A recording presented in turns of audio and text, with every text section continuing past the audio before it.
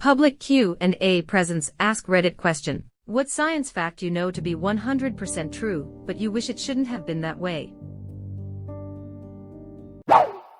Pandas often have twins, but usually the mother can only manage to care for one, so the other is abandoned. Giant panda cubs can't even open their eyes until they're 6 weeks old, and can't move around until they're 3 months. Poor little guys. Also, most panda cubs left alone die mainly due to constipation. So, wait. Does the mother help them poop? Most mammals help their offspring pee and poop when they're very young by licking their genitals and anus. Suddenly changing a nappy doesn't seem so bad. My sister has a deer that she is rehabilitating, and they found it when it was very young. She had to stimulate its genitals to help it go to the bathroom at first. I am not going to lie, I was way less disgusted when I realized that she probably used her hand rather than doing it panda style. I was really confused for a good 5 seconds, though. What's wrong with going down on your pet deer? What are you doing, step deer? FBI, yes, this one right here. I don't like this. Or, the real fact that shouldn't have been this way is always in the comments. I have seen my goats do that, but the bottle-fed ones don't get constipated, so I wonder if it's really necessary with goats, or just some weird thing they do for no reason. Goats are freaks. I am at least 83.7% sure they have no soul. It wouldn't surprise me if they just like eating ass. I know I do. They like eating every other damn thing. Why not ass? Wouldst thou like to live deliciously? Could be partly dietary. Something in the natural food source that binds up in their colon, but it's not present or as potent in the bottle feed used. I would agree, except it's highly discouraged to use formula for goats. It messes them up big time. Best choice is to use raw goat's milk, and if that isn't available, cow's milk is fine. Even pasteurized cow's milk is better than formula. Copy babies don't poop until they are 60 days old. And even when you give the mother everything she'd need to care for both, she won't, because they just haven't evolved to do that. Some zookeepers are trying to regularly swap the cubs, so the mother will be tricked into caring for both instead of abandoning one, since pandas are too dumb to tell the difference between two of their own cubs. Panda swap keeps newborn twins in mom's care. Fred, you next, the plump woman said. I'm not Fred, I am George, said the boy. Honestly, woman, you call yourself our mother. Can't you tell I am George? Sorry, George, dear. Only joking, I am Fred, said the boy, and off he went. Nobody would argue that pandas aren't the epitome of adorable, but as a species they're fucking retarded. Their sexuality, their food habits. They should have been extinct for long. Can only manage to care for one, so the other is abandoned.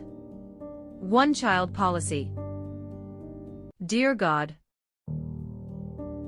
Haha. This is why zoos swap babies around, so that everyone stay fed and happy. The mother will still make enough milk for both babies and can't really tell the difference, so zoos alternate feeding times with the babies. Felines and some other animals have barbed penises, which make intercourse extremely painful for females.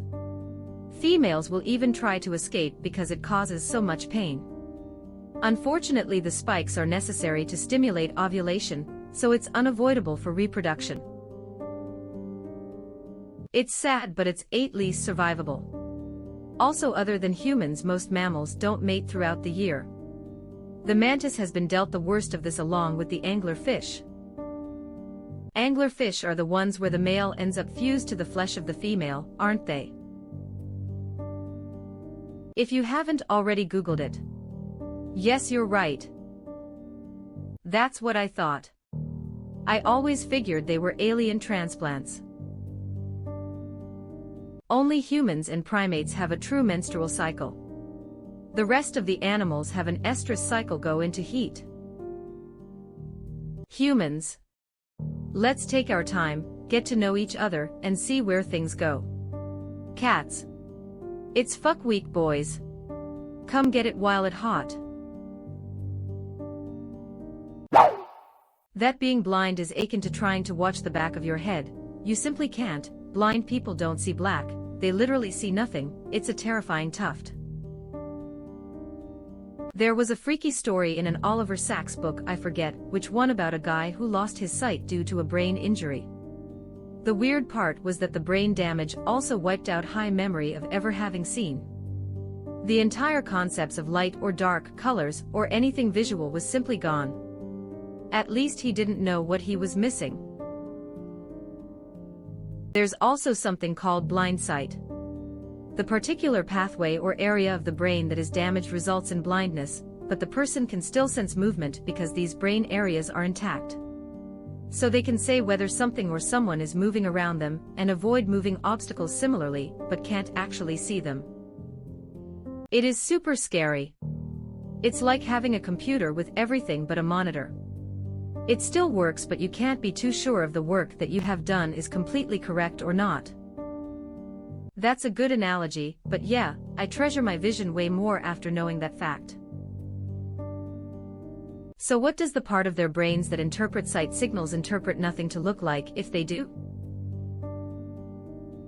I am completely blind in my right eye. To phrase it in a more understandable way, my vision and sight senses do not extend beyond that of my left eye. There's not even nothingness in my right eye, just like how your vision does not extend between that of both of your eyes. Basically, I am a cyclops.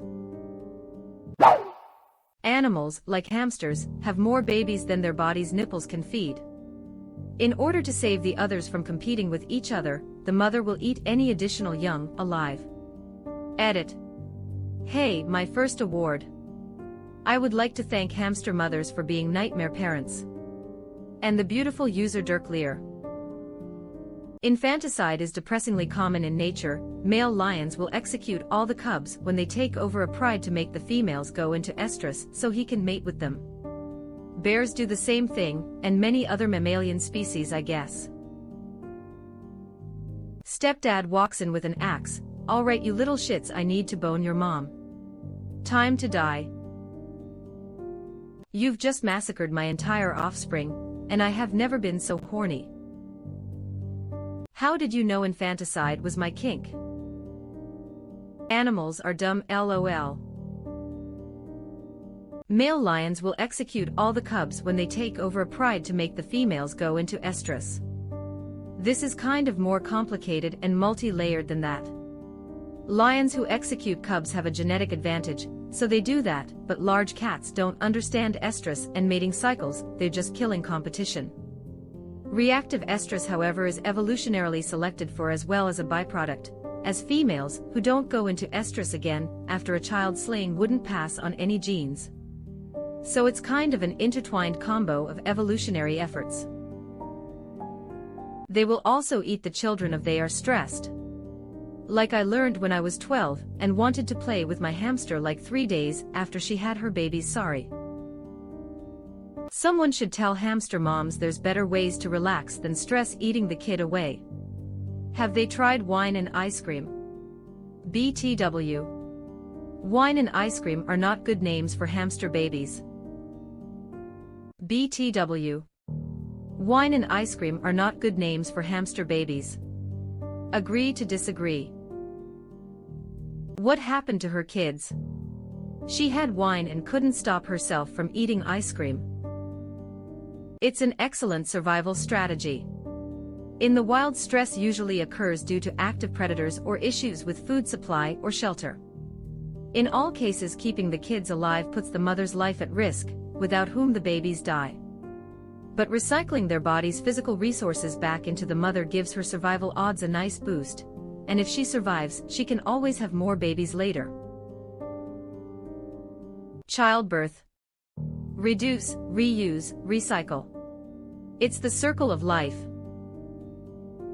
That is a sad thing to know. Somewhat similarly, some sharks do the same thing, but the kids eat each other in this case. Imagine being born and having a cannibal death battle with your siblings because mom can't feed everyone. Sharks are hardcore as hell. Some don't even need feeding after 2 or 3 hours of knowing who mom is. It's bye-bye for life. They are born killers and hunters. Sharks don't fuck with anyone. No wonder they outlived even the aquatic dinosaurs. It all started when I was born. My mother and father left me to die, and I ate my sister. We were 3 hours old. I think nurse sharks do it while still in the womb. Oh, your kids killed their siblings when they were babies. That's cute. My kids haven't been born yet, and already have a head count. Some nurse shark probably. The fact that 80% of the ocean is unexplored. I kind of like this one though. It means there's still so much shit left to discover. Although I am pretty sure most of it is just a whole lot of water. The ocean is a nightmare land and water is evil. Anyone who says otherwise is trying to trick you into swimming and drowning. Yes. I am afraid of the ocean. I love the woods or the coasts. Subreddit Thalassophobia. Love that subreddit. It's pictures of the enemy. If I wanted a sub full of pictures of the ocean, I would enter a nightmare-filled coma. Never lived right on a coast. You develop a weird relationship with the ocean. You love it but also fear it. And I think it's a healthy fear, because it doesn't give a fuck, and will kill you like you were nothing. I am pretty sure most of it is just a whole lot of water. Don't forget the Lovecraftian horrors. I have worked in ocean exploration. This so much % unexplored is always misleading. We have rough maps of topology from satellite data. And lots of low residential sonar data. Very little photographic surveys of the ocean floor, that's for sure. But at what point do you call it explored? We taken telescopes to it, and we could take microscopes. Anything in between is matter of taste, whether that's explored or not. Unless you want a manned submarine to put a human eye fleeting through the depths illuminated by artificial light. Because that's going to take a long time. I am not going to be satisfied until we can 100% declare that sea monsters or Tholu aren't real. Got to survey every inch of the ocean, just to make sure. We would have to take a picture of every inch of the ocean at the same time, because something like that would move pretty fast. We'd check one place, not see anything, move to another spot, and also see nothing because the giant sea demon could have moved to the spot we just checked, and we wouldn't know. Carbon fiber is extremely strong, but only when forces are applied in the direction of the fibers. If you apply the force perpendicular to the fibers, a carbon fiber will split easily. So you either have to figure out where the forces will be and position the fibers of a carbon fiber part in that direction, or settle for a sometimes weaker metal part, which can withstand forces in all directions. That's true, but it's still used in similar stuff where Kevlar was being used before, because the layering process is done in such a way that very thin layers are added one by one, slightly tilting till they cover all angles, making the end product a super durable piece. It's very expensive because of R&D, but with time it will replace most, if the stuff wherever possible. Yes. That's how you get around it. The only problem is if your budget doesn't allow for it, or if the part you're making isn't worth the money you put into making it out of carbon fiber. Trade-offs are a pain. Just stick a C4 up its bum and blow it up. Trauma stays with you for the rest of your life. There are ways to help overcome it, but it never truly leaves, and will always keep affecting you to a degree. Trauma recovery isn't about not having it anymore, so much as learning to live with it in a manageable way. So drinking just enough to sleep without nightmares, but not enough to be hungover every day. Asking for a friend, obviously. It can also affect you physically, and can shorten your life expectancy. Welp, at least I won't suffer much longer, I guess. If I don't shorten it myself, that is. You want to talk about it, man? Thank you for worrying, man, but I don't want to bother anyone with my problems. It's genuinely a lot to listen to, and I would only end up burdening people. It's a lot. I really appreciate the concern though, thank you. It's ironic how random people on the internet care for you more than your own family ever has. Sadly, this is true. Throughout my life I have had a lot of tragedy and trauma. I have literally found that talking to strangers on the internet has helped more people than I ever thought.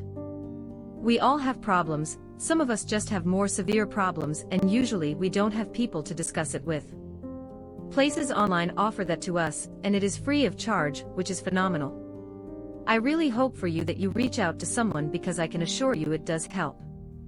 You are not burdening anybody. Remember, we all have plenty of time, we usually just sit around wasting it anyways. Hugs, internet stranger. Hey, I am on a ride along for the next 2 hours, I got time, what is up? Brew, I know the feel. Took me ages to open up to people IRL because of that, but as an internet stranger it's not a burden to me at all to listen to you. Even if you just want to vent and get some virtual hugs, my inbox is open. Really won't be a bother, might even help me feel better knowing other people are going through a similar situation as me. Hey, I have had to this before, and I will always do it. No matter how much you think you are a burden to others. I do not. If you think your suffering is yours alone to bear, I do not. And my inbox is always open to a chat. I am not by any means a therapist, but I do have a good ear and sometimes good advice and insight. I would really like if you messaged me to chat about what you're going through. Everyone is born with their own curse, and you are not alone. Stay safe, my friend.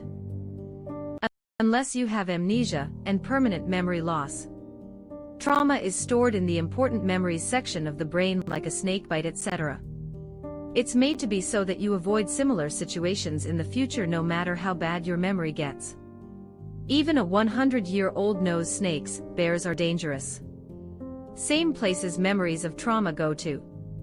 It's made to be helpful, but in a majorly peaceful world this primitive artifact just causes more pain than it helps. Trauma is still held in the body even if you don't remember. Check out the book The Body Keeps the Score for a great in-depth read on this. So even babies that experience trauma will be affected, sadly, they just won't know why. In my case, I knew what had happened to me, and remembered it all, but subconsciously suppressed those memories from surfacing. Even when I wasn't consciously dealing with any of it, I still acted like someone who had been sexually abused. Substance abuse, erratic behavior, abandonment issues, eating disorders, self-injury, chronic treatment-resistant insomnia, the works. These weren't just triggered when I was upset in any way, they were kind of ever-present fixtures in my life since the trauma occurred. It wasn't until I started letting myself remember and process these memories that these problems started to ease. So even if someone doesn't consciously remember, a lot of traumatized people will act like you'd expect a traumatized person to behave.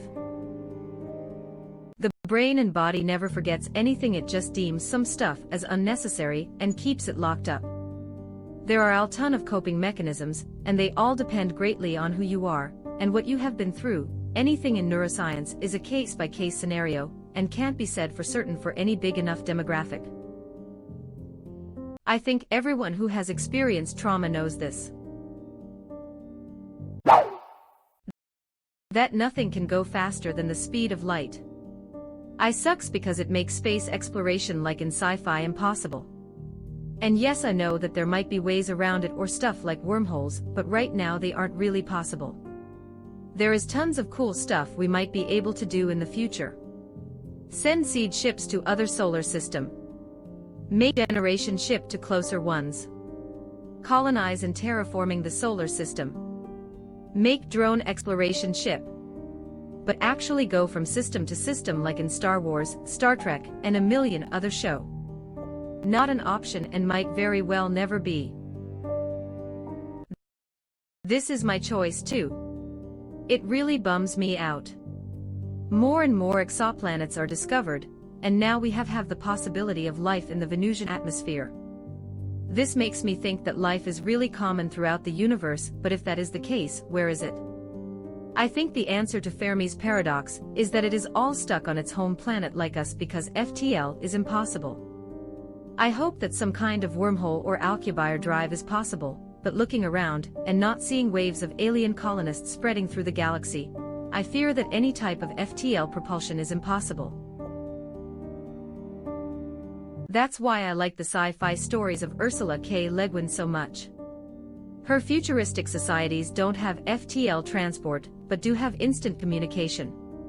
It makes for some interesting plots. I thought that the rule is nothing can accelerate up to the speed of light. Edit. I have been reminded about the time dilation, power requirements, and the mass increases. It was my complete mistake. I have got to reread material on this subject. I would forgotten how deep all this was. I've been watching too many cheap science fiction movies. I feel obligated to post this because one of my excellent science professors. Science is provisional. Facts in science are never 100% true or confirmed, etc. The validity of a scientific claim is measured by how well and how often it holds up to opposition. If scientists have been trying to disprove it for centuries to no success, it's a very strong claim, but not 100% true because you never know when someone will come along and disprove it. Also, when it is disproved, it doesn't automatically become false, since humans are flawed, and thus the experiments we create are also flawed. And that is why science is provisional. Intelligence is highly heritable. As a teacher, it's kind of heartbreaking. Sure, I know all about growth mindset, I understand that intelligence isn't entirely fixed, and am aware that there are plenty of counterexamples. But research done with the progeny of sperm donors makes it pretty clear that the surest path to academic success is through genetics. When it comes right down to it, your entire life comes down to a combination of genetics and luck. And for that matter, even your genetics are a result of luck. George Carlin. Classmate 1. My dad was a revered politician, and I am the captain of the debate team. Classmate 2. My mother is a researcher in finding a cure for cancer, and I aced my bio test. Me. My father worked in waste management, and I belong in the trash. Yeah, but if you're in the right kind of waste management, classmate 1's dad works for you, and eventually so will he, and classmate 2's mother might find a cure for cancer, which you'll be able to pay for with all the money you make managing waste, wink wink nudge nudge. Besides, classmate 2 is likely to burn out, and drop out of college trying to live up to her mother's impossible expectations anyways. Now, where's that gabagool at? Wow! You are still with us. Thanks for being such a nice person. As long as you are here, why not like this video and subscribe to our channel? Also, you can press the bell icon, so you won't miss any future uploads.